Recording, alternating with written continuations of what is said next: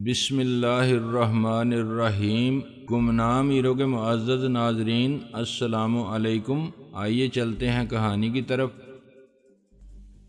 سال 2 سال میں اس کے ذہن میں کوئی تبدیلی آنے کی مہم سی امید رکھی جا سکتی ہے، ورنہ زیادہ امکان یہی ہے کہ یہ اب دوبارہ ذہنی طور پر اسی رفتار سے پروان چڑھے گا جس طرح کوئی دودھ پیتا بچہ پروان چڑھتا ہے۔ تمہاری اپنی کیا رائے ہے؟ میں نے پوچھا۔ 2 طویل لیکچر سننے کے بعد میں بھی کافی حد تک ڈاکٹر سے متفق ہو گئی ہوں۔ وہ اپنے رخسار پر انگلی رگڑتے ہوئے بولی، ڈاکٹروں سے تو ویسے بھی متفق ہونا ہی پڑتا ہے، پھر خود مجھے بھی ایسی علامتیں دیکھنا پڑی۔ مثلا یہ کچھ کھا ہی نہیں رہا تھا، میں نے یوں ہی جل بن کر فیڈر میں دودھ ڈال کر دیا تو مزے سے پی گیا۔ چیزوں کو پکڑنے کے لیے ہاتھ نہیں بڑھاتا، اگر بڑھاتا بھی ہے تو انداز باقی بچوں والا ہوتا ہے۔ اسی طرح کی اور بہت سی باتیں ہیں۔ کھانے پینے کا انداز بچوں والا ہے، لیکن خوراک کی طلب بڑوں سے بھی زیادہ ہے، اس لیے ہر 1 گھنٹے بعد اسے 2 بالشت لمبا فیڈر دینا پڑتا ہے، ورنہ رونے لگتا ہے۔ بسکٹ بھگو کر کھلانے پڑ رہے ہیں، ابلے آلو کچل کر چمچے سے کھلانے پڑ رہے ہیں، دوسرے کام مرد اٹینڈنٹ کو سنبھالنے پڑ رہے ہیں۔ وہ ایک اور آہ بھر کر بولی، مجھے اپنے بچے پالنے کا تجربہ نہیں تھا، انہیں میرا شوہر پال رہا ہے، لیکن لگتا ہے اگر یہ خبیث مخلوق یہاں رہی تو اسے پالنا کہیں میری ہی ذمہ نہ پڑ جائے۔ خیر، اب تمہارا وقت اتنا بھی فالتو نہیں کہ اسے ایسے کاموں میں ضائع کرایا جائے۔ میں نے اسے تسلی دینے کے انداز میں اس کا کندھا تھپ تھپایا۔ وہ کمینہ تو چلتا بھی نہیں، مس ٹریپ کرا کر بولی، بستر پر ہی لیٹا ہوا ٹانگیں چلاتا رہتا ہے، کھلونے لا کر دیے تو بڑا خوش ہوا۔ اس خبیث کی عمر تو پہلے ہی 150 سال ہے، اب لگتا ہے کہ اس نے دوسرا جنم لے لیا ہے، اب کہیں نئے سرے سے نہ جینا شروع کر دے۔ میں نے کہا، یہ ہے کون؟ کیا پس منظر ہے اس کا؟ مس ٹریپ نے پوچھا۔ میں نے مختصراً اسے اینن کے بارے میں بتایا۔ ساری بات سن کر وہ تفہیمی انداز میں سر ہلاتے ہوئے بولی، اب اس کا کرنا کیا ہے؟ ابھی 2-4 دن تو اسے یہیں رکھو، علاج جاری رکھو، اس دوران میں کچھ سوچ کر بتاتا ہوں۔ فی الحال تو کچھ سمجھ میں نہیں آ رہا۔ میں نے تو بڑی امیدوں سے اسے پکڑوایا تھا کہ ریڈ ڈاٹ کے بارے میں کچھ معلوم ہو سکے گا، لیکن یہ تو الٹا مصیبت گلے پڑ گئی۔ میں نے ٹھنڈی سانس لے کر کہا اور مس ٹریپ کو خدا حافظ کہہ کر 2 نمبر سے رخصت ہو لیا۔ میرا وہ دن آفس میں بڑی مصروفیت میں گزرا، ذہن دوسرے معاملات میں بھی الجھا رہا۔ ملک ریاض اور عالم شیر کا تصور بار بار ذہن میں رینگ آتا تھا۔ میں اندازہ لگانا چاہتا تھا کہ ان کی طرف سے کیا سامنے آئے گا۔ اس سلسلے میں بہت سی باتیں بیک وقت ممکن بھی نظر آ رہی تھیں اور ناممکن بھی۔ دوسری طرف اینن کا بھی خیال آئے جا رہا تھا، اس کے بارے میں بھی میں کسی فیصلے پر نہیں پہنچ پا رہا تھا۔ کچھ عجیب ہی اتفاق تھا کہ جوں میری کاروباری مصروفیات بڑھتی جا رہی تھیں، تو غیر کاروباری الجھاوے بڑھتے جا رہے تھے۔ شام کو آفس سے اٹھنے میں مجھے خاصی دیر ہو گئی، وہاں سے سیدھا میں ہلٹن چلا گیا۔ کچھ لوگوں کو میں نے بزنس ڈنر پر مدعو کیا ہوا تھا، کھانے سے پہلے بہت سی باتیں ہونی تھیں، اس لیے میں ذرا جلدی چلا گیا تھا۔ وہ ایک خریدار پارٹی تھی جسے میں نے مدعو کیا ہوا تھا، اس سے بات چیت کامیاب رہی اور ڈنر بھی بڑا خوشگوار ماحول میں شروع ہوا۔ اس وقت کھانے سے تقریباً سبھی فارغ ہو چکے تھے جب ہیڈ ویٹر نے قریب آ کر دھیمی آواز میں مجھے بتایا، سر آپ کا فون ہے۔ مجھے قدرے حیرت ہوئی، ہوٹل میں مجھے فون کرنے کی ضرورت کسے پیش آ گئی تھی؟ کیا کوئی ایمرجنسی آن پڑی تھی؟ میں نے مہمانوں سے معذرت کی اور اٹھ کر ڈائننگ ہال کے کاؤنٹر پر پہنچا۔ کاؤنٹر کلرک ریسیور تھا، میں میرے انتظار میں کھڑا تھا۔ دوسری طرف سے آفاق تھا۔ اس کی آواز سنتے ہی مجھے اندازہ ہو گیا کہ کوئی غیر معمولی بات تھی، تاہم وہ اپنے لہجے کو حتی الامکان پرسکون رکھنے کی کوشش کرتے ہوئے بولا، سر اس وقت آپ کو ڈسٹرب کرنے کی معافی چاہتا ہوں، بڑی مشکل سے آپ کو ٹریس کیا ہے، پتہ چلا کہ آپ کسی ڈنر کے سلسلے میں یہاں آئے ہوئے ہیں۔ خبر ذرا اہم تھی، میں نے سوچا جتنی جلدی آپ تک پہنچ جائے اچھا ہے۔ کیسی خبر؟ میں نے تیزی سے پوچھا۔ سارے ستارہ کو اغوا کر لیا گیا ہے، اس نے بتایا۔ کب، کیسے، کہاں سے؟ میری دھڑکنیں کچھ تیز ہو گئیں، تاہم میں اپنے لہجہ پرسکون رکھنے میں کامیاب رہا۔ سر آج اس کی طبیعت کچھ ٹھیک نہیں تھی اور اتفاق سے کہ اس کی 2 شوٹنگز بھی کینسل ہو گئیں، وہ جلدی گھر جا رہی تھی۔ شام کو 4 بجے کے قریب اسٹوڈیو سے رخصت ہو گئی تھی۔ باندھ روڈ والے اسٹوڈیو میں شوٹنگ تھی اس کی۔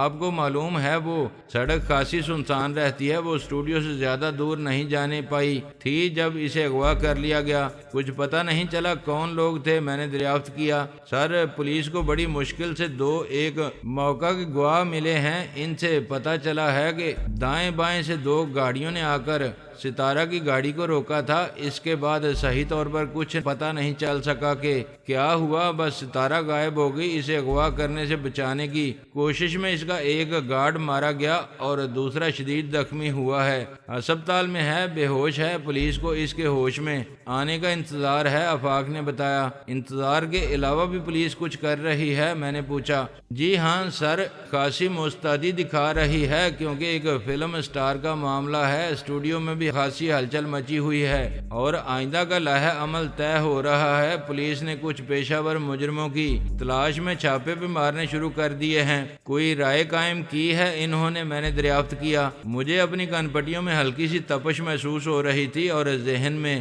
گویا کچھ بلب تیزی سے جل بجھ رہے تھے۔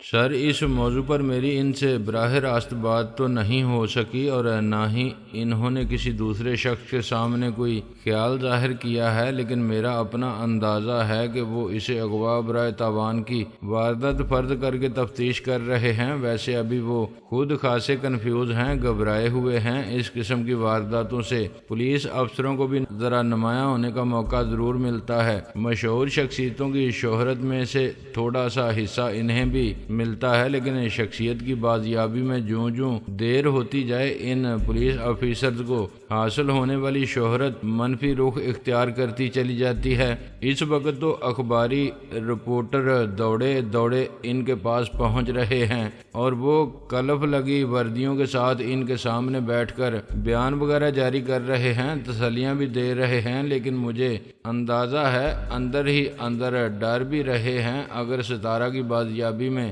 دیر ہوگی تو یہی پریس ان کے بخیے ادھیڑے گا۔ اگر یہ واقعی عام پیشہ ور مجرموں کی واردات ہوئی تب تو شاید پولیس انہیں ڈھونڈ نکالے، میں نے خیال ظاہر کیا۔ اس چکر میں نہ جانے کس بے قصور کی بھی چمڑی ادھڑ جائے گی۔ آفاق بولا۔ تمہاری اپنی کیا رائے ہے؟ میں نے پوچھا۔ میری تو کچھ سمجھ میں نہیں آ رہا سر، اسے تو کوئی دھمکی وغیرہ بھی نہیں ملی تھی، نہ ہی آج کل اس کے ارد گرد کوئی بدماش مشکوک لوگ منڈلا رہے تھے، بلکہ سے فلو کی وجہ سے وہ کچھ پریشان ضرور تھی، آرام کرنا چاہ رہی تھی، لیکن پریشان یا خوفزدہ ہرگز نہیں تھی۔ وہ تو مجھے بھی اندازہ ہے، میں نے کہا۔ پریشانی یا خوفزدہ ہوتی تو مجھے ضرور بتا چکی ہوتی۔ اب تو میں اور دوسرے کئی فلم ساز پریشان ہیں سر، وہ متوحش لہجے میں بولا۔ اس کی 13-14 فلمیں تو اس وقت مکمل ہونے والی ہیں اور 15-16 مزید اس نے سائن کر رکھی ہیں، جن کی کہانی خاص طور پر اسے سامنے رکھ کر لکھی گئی ہیں۔ 3 فلمیں تو ہماری بھی تکمیل کے قریب ہیں، جن میں وہ ہیروئن ہے۔ اب تو تم بھی خاصے کاروباری بن گئے ہو آفاق، میں نے سنجیدگی سے کہا۔ ستارہ کی زندگی اور عافیت کے بارے میں نہیں سوچ رہے، اس کی نامکمل فلموں کے بارے میں سوچ رہے ہو؟ سر، جب سے میں نے یہ خبر سنی تب سے میں اس کی زندگی اور عافیت کے بارے میں فکر مند تھا، وہ قدرے ندامت سے بولا۔ لیکن چند لمحے پہلے ہی مجھے خیال آیا کہ پیشہ ورانہ نقطہ نظر سے آپ کی بدولت مجھے جو نئی زندگی ملی ہے وہ ایک بار پھر داؤ پر لگ گئی ہے۔ اگر خدا نخواستہ ستارہ کو کچھ ہو گیا تو سب مٹی میں مل جائے گا، اور ڈائریکٹرز کی پریشانی کا بھی میں نے کچھ ہی دیر پہلے اندازہ کیا ہے، اس لیے بس بے اختیار ذکر کر بیٹھا۔ خیر یہ بتاؤ، انجائے واردات سے پولیس کو کوئی سراغ ملا یا نہیں؟ میں نے پوچھا۔ نہیں سر، آفاق مایوسی سے بولا۔ عینی شاہدوں سے گاڑیوں کے رنگ بھی صحیح طور پر معلوم نہیں ہو سکے، ان میں تضاد پایا جاتا ہے۔ میں خاصی دیر اس ایس ایچ او کے ساتھ رہا تھا جس کے علاقے کا یہ کیس ہے، اس وقت تک تو کوئی خاص بات سامنے نہیں آئی تھی۔ بہرحال میں ان سے رابطہ رکھوں گا اور جب بھی کوئی نئی بات سامنے آئی آپ کو اطلاع دوں گا۔ ہاں اگر کوئی ذرا سا بھی سراغ سامنے آ جائے تو میں اپنے طور پر بھی کچھ تفتیش کرا سکتا ہوں، کچھ لوگوں کو اس کام پر لگا سکتا ہوں جو پولیس سے زیادہ جلدی بہت سے کام کر سکتے ہیں، لیکن کرنے کے لیے کچھ تو سامنے ہونا چاہیے۔ میں نے کہا سراغ سامنے ہو یا نہ ہو آپ اس سلسلے میں ضرور کچھ کیجئے پلیز۔ آفاق التجائیہ لہجے میں بولا، اور کچھ نہیں تو پولیس پر ذرا پریشر ہی ڈلوا دیجئے، ان پر ذرا اوپر سے دباؤ ہو تو یہ زیادہ تند ہی سے کام کرتے ہیں۔ وہ تو میں کروں گا ہی، میں نے کہا میں بہت کم باتوں پر پریشان ہوتا ہوں، لیکن اس خبر نے مجھے پریشان کر کے رکھ دیا ہے۔ مجھے اس بات کی پرواہ نہیں ہے کہ وہ عورت ہماری کاروباری ضرورت ہے، کاروبار تو چلتے ہی رہتے ہیں، مجھے بھی کوئی فرق نہیں پڑے گا اور تمہارا بھی کام چلتا رہے گا۔ ویسے ہی مجھے اس عورت کی بڑی فکر ہے، اب تو اس کی شخصیت کی جھیل شفاف ہونا شروع ہوئی تھی، مٹی گرد نیچے بیٹھنے لگی تھی، اس کی روح کا گدلا پن دور ہوا تھا، اب وہ اندر سے ایک خوبصورت عورت بننے کے عمل سے گزر رہی ہے۔ اب اس کے ساتھ کوئی ایسا حادثہ نہیں ہونا چاہیے، اس کے ذہن کے شیشے پر خراشیں پڑ جائیں گی۔ آپ بالکل درست کہہ رہے ہیں سر، وہ دھیمے لہجے میں بولا۔ میں سوچ رہا ہوں اگر یہ صرف اغوا برائے تاوان کی واردات ہو تب بھی غنیمت ہے، اسے کوئی ذہنی یا جسمانی گزند نہ پہنچے۔ مجھے اندیشہ ہے کہیں اغوا کرنے والے نو دولتی خاندانوں کے اوباش اور سر چڑھے لڑکے نہ ہوں جو کبھی کبھی صرف کسی شخصیت کے گلیمر کی وجہ سے اسے اغوا کر لیتے ہیں، اسے اپنی آوارگی کا نشانہ بناتے ہیں، صرف اس لیے کہ بعد میں یاروں دوستوں میں بیٹھ کر چٹخارے لے کر کہہ سکیں کہ انہوں نے فلاں مشہور فلم ہیروئن کو اغوا کیا تھا اور اس کے ساتھ کیا کچھ کیا تھا۔ ان کی نظر میں یہ محض ایک پرلطف ایڈونچر ہوتا ہے، ایک ہیجان خیز مہم ہوتی ہے۔ اگر ایسا ہوا تب تو شاید پولیس جلد ان کا سراغ لگا لے۔ میں نے کہا اس صورت میں انہیں سزا عدالت نہیں دے گی، میں دوں گا۔ خدا نہ کرے کہ ایسا ہو سر، وہ شاید جرجری سی لے کر بولا۔ روپے پیسے کے بدلے ہی ستارہ کی جان چھوٹ جائے تو اچھا ہے، مالی نقصان تو پورے ہو جاتے ہیں، خیر دیکھتے ہیں کیا ہوتا ہے۔ میں نے طویل سانس لے کر کہا تم پولیس سے رابطہ رکھو، کوئی ذرا سا بھی سراغ سامنے آئے تو فوراً مجھے مطلع کرو، خواہ وہ کتنا ہی غیر اہم محسوس ہو۔ میں ڈی آئی جی صاحب سے بھی کہلواتا ہوں اور اپنے دو ایک آدمیوں کو بھی لگاتا ہوں۔ فون بند کر کے میں نے واپس آ کر اپنے مہمانوں کے ساتھ مزید تھوڑا سا وقت گزارنے کے بعد ان سے اجازت چاہی۔ وہ اسی ہوٹل میں ٹھہرے ہوئے تھے، میں انہیں وہیں بیٹھے چھوڑ کر گھر آ گیا۔ مجھے دو ضروری ٹیلی فون کرنا تھے، پہلا فون تو ڈی آئی جی صاحب کو کرنا تھا، ان سے درخواست کرنی تھی کہ وہ اس سلسلے میں متعلقہ لوگوں کو زیادہ سرگرمی سے تفتیش کرنے کی خصوصی ہدایت کریں۔ دوسرے ٹونی کو فون کرنا تھا کہ وہ اپنے طور پر جیسے بھی ممکن ہو پتہ چلانے کی کوشش کرے کہ اس واردات کے پیچھے کن لوگوں کا ہاتھ ہو سکتا تھا، لیکن یہ دونوں فون کرنے کی نوبت نہیں آ سکی، ان کی ضرورت ہی نہیں پڑی۔ میں ابھی جا کر اسٹڈی میں بیٹھا ہی تھا کہ میرے ڈائریکٹ نمبر پر فون آ گیا، دوسری طرف ایڈم تھا۔ ستارہ کے اغوا کی اطلاع تمہیں کافی تاخیر سے ملی، وہ چہکا، تو یہ تمہارا گھٹیا پن تھا۔ میں ایک طویل سانس لے کر رہ گیا۔ ظاہر ہے گھٹیا پن کے جواب میں گھٹیا پن کا ہی مظاہرہ کرنا پڑتا ہے۔ وہ اطمینان سے بولا تم نے اینن کو غائب کر کے اچھا نہیں کیا، تو کیا یہ اس کا جواب ہے؟ میں نے اپنا لہجہ پرسکون رکھنے کی کوشش کی۔ ظاہر ہے بعض اوقات کسی ایک چیز کے بدلے کوئی دوسری چیز ضمانت رکھنی پڑتی ہے، اس نے جواب دیا، لیکن تمہیں یہ الہام کیوں کر ہوا کہ اینن کو میں نے غائب کیا ہے؟ میں نے دریافت کیا، تمہارے سوا اس شہر میں اس کا اتنا قدردان اور کون ہے؟ وہ بدستور شگفتہ لہجے میں بولا، ویسے بھی وہ جب اپنے ٹھکانے سے نکلا تھا تو تم سے ملنا اس کے شیڈول میں شامل تھا اور ہماری اطلاع کے مطابق اس کی تم سے ملاقات بھی ہو گئی تھی، لیکن وہ چونکہ ہر طرح کی صورتحال سے نمٹنے کی صلاحیت رکھتا ہے، اس لیے اس کی حفاظت یا نگرانی کے لیے کوئی غیر معمولی انتظامات کرنے کی ضرورت پیش نہیں آتی۔ ہمیں یہ تو معلوم ہو چکا ہے کہ وہ تمہاری گاڑی میں بیٹھا تھا، اس کے بعد سے وہ غائب ہے۔ میں خاموش رہا، میں نے محسوس کر لیا تھا کہ تردید اور انکار کا کوئی خاص فائدہ نہیں ہوگا۔ وہ بات جاری رکھتے ہوئے بولا، تم سرکش سے آدمی ہو، بات ذرا مشکل سے ہی مانتے ہو، ہم تمہارے بارے میں جتنے اچھے اچھے پروگرام بناتے ہیں تم درمیان میں اتنی ہی گندی سی کوئی نہ کوئی حرکت کر گزرتے ہو، اس لیے ہمیں اندیشہ ہے کہ تم نے کہیں اینن کو ہلاک ہی نہ کر دیا ہو۔ ویسے وہ آسانی سے ہلاک ہونے والی چیز تو نہیں ہے، لیکن چیز تم بھی غیر معمولی ہو، تم سے کچھ بعید نہیں ہے۔ بہرحال اگر تم نے اسے ہلاک نہیں کیا ہوگا تو یہ تمہارے حق میں بہت بہتر ہوگا، ورنہ سمجھ لو گے تمہارے لیے بہت بڑی پریشانی بلکہ پریشانیاں کھڑی ہو جائیں گی۔ ستارہ کا غائب ہونا اس سلسلے کی پہلی کڑی ہے۔ میں نے اس سے صاف گوئی اور سیدھے طریقے سے بات کرنے کا فیصلہ کیا۔ میں ستارہ کی جان کو خطرے میں ڈالنا نہیں چاہتا تھا، جلد از جلد اس کی بازیابی کی کوشش کر لینا ہی میرے حق میں بہتر تھا۔ ویسے بھی اینن ذہنی توازن کھو چکا تھا، اس حالت میں وہ میرے کسی کام کا نہیں تھا۔ تم نے ستارہ کو کوئی گزن تو نہیں پہنچائی؟ میں نے نرمی سے پوچھا۔ ایڈم نے غالباً محسوس کر لیا کہ میں مذاکرات کی طرف مائل ہوں۔ وہ پہلے سے بھی زیادہ خوشگوار لہجے میں بولا، ہم کسی کو بھی اس وقت تک گزند نہیں پہنچاتے جب تک گزند پہنچانا ناگزیر نہ ہو جائے۔ ابھی سے اسے گزند پہنچانے کی کیا ضرورت تھی؟ ابھی تو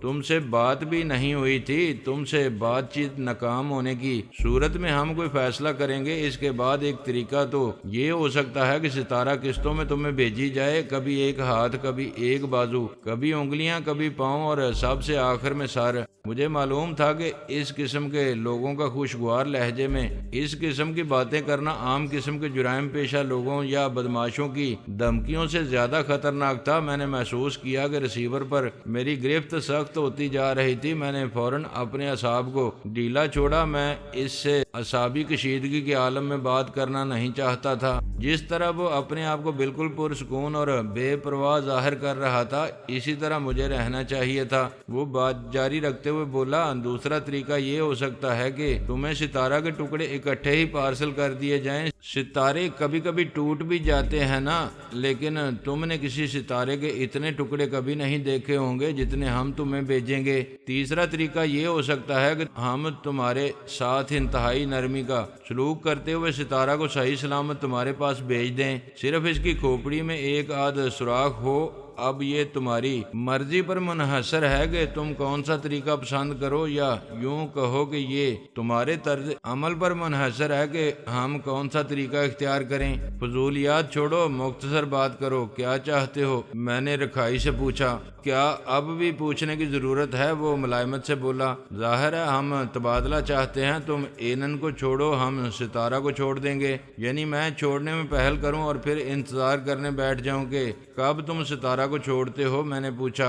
ظاہر ہے ہم کوئی اٹھائی گیرے یا پیشہ ور اغوا کرنے والے تو نہیں ہیں، تمہیں ہماری بات پر اعتبار کرنا چاہیے، اس نے جواب دیا۔ نہیں، مجھے اعتبار نہیں ہے، میں نے صاف گوئی سے کام لیا۔ یہ تو بڑے افسوس کی بات ہے، وہ مجروح سے لہجے میں بولا۔ بہرحال تم ہی بتاؤ پھر کیا صورت ہو سکتی ہے؟ ہم تو تمہارے ساتھ بالکل فیر چلنا چاہتے ہیں۔ میں نے الفاظ کا سہارا لیے بغیر تسلیم کر لیا تھا کہ اینن میرے قبضے میں ہے۔ اب میں نے بات طے کر لینا ہی بہتر سمجھا تھا۔ مجھے نہیں معلوم تھا کہ اس کا فیر رہنے کا دعویٰ کس حد تک درست تھا۔ بہرحال اب میں نے بالکل فیر ہو جانے کا فیصلہ کیا تھا۔ بات آگے بڑھانے سے پہلے میں تمہیں کچھ بتانا چاہتا ہوں، میں نے اب دوستانہ لہجے میں کہا۔ اب تم نے فیر ہونے کی بات کی ہے تو میں بھی حتی الامکان ایمانداری سے کام لینے کی کوشش کروں گا۔ مسئلہ یہ ہے کہ اینن یادداشت کھو بیٹھا ہے، تم نے ٹارچر کیا ہوگا اسے، اس نے فوراً کہا، لیکن پھر خود ہی بولا، مگر وہ تو ٹارچر سے بھی یادداشت کھو دینے والا آدمی نہیں ہے۔ تم نے کیا کیا ہے اس کے ساتھ؟ مجھے تو اس کے ساتھ کچھ کرنے کی حسرت ہی رہ گئی۔ میں نے ٹھنڈی سانس لے کر کہا، میں تو اس پر تباہ آزمائی کر ہی نہیں سکا۔ نہ جانے کس نے کس چکر میں اس کی پیشانی پر لوہے کی سلاخ کچھ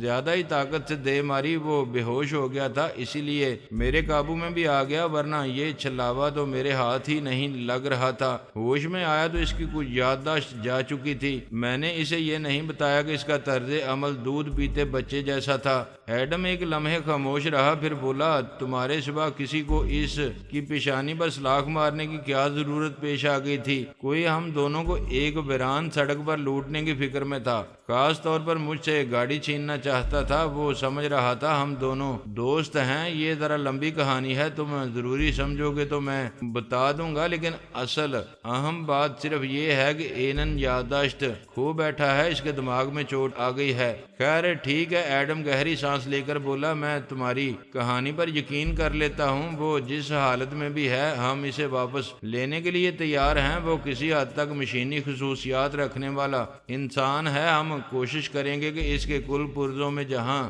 فرق آ گیا ہے اسے ٹھیک کر لیں، کیونکہ اس پیچیدہ مخلوق کو صرف ہم ہی بہتر سمجھتے ہیں۔ بہرحال ہم ستارہ کو بالکل ٹھیک ٹھاک حالت میں تمہارے حوالے کریں گے، اس سے زیادہ پھر معاملہ کیا ہو سکتا ہے؟ اس میں شک نہیں، تمہاری ایمانداری کے واقعات تو تاریخ میں سنہرے الفاظ میں لکھے جائیں گے۔ میں نے کہا فی الحال اپنے منہ میاں مٹھو بننا چھوڑو اور یہ بتاؤ کہ تبادلہ کس طرح عمل میں آئے گا۔ بالکل سیدھے سادے انداز میں اس نے جواب دیا، تم اینن کو لے کر کہیں بھی آ جاؤ، ہم ستارہ کو لے کر وہاں آ جائیں گے۔ شرفا کی طرح تم ہماری چیز ہمارے حوالے کر دینا، ہم تمہاری چیز تمہارے سپرد کر دیں گے۔ میں تو خیر ستارہ کو اپنی چیز نہیں سمجھتا، میں نے توصیح کی، لیکن تم نے اس بیچاری کو مجھ سے تعلق کی بنا پر ہی اغوا کیا ہے، اس لیے اسے تمہارے چنگل سے چھڑانا میری اخلاقی ذمہ داری ہے۔ بے شک وہ نیم احتجاجیہ سے لہجے میں بولا، ہمیں پہلے ہی امید تھی کہ تم اعلیٰ اخلاقی اصولوں کی پاسداری کرو گے، اسی لیے تو ہم نے یہ زحمت کی تھی۔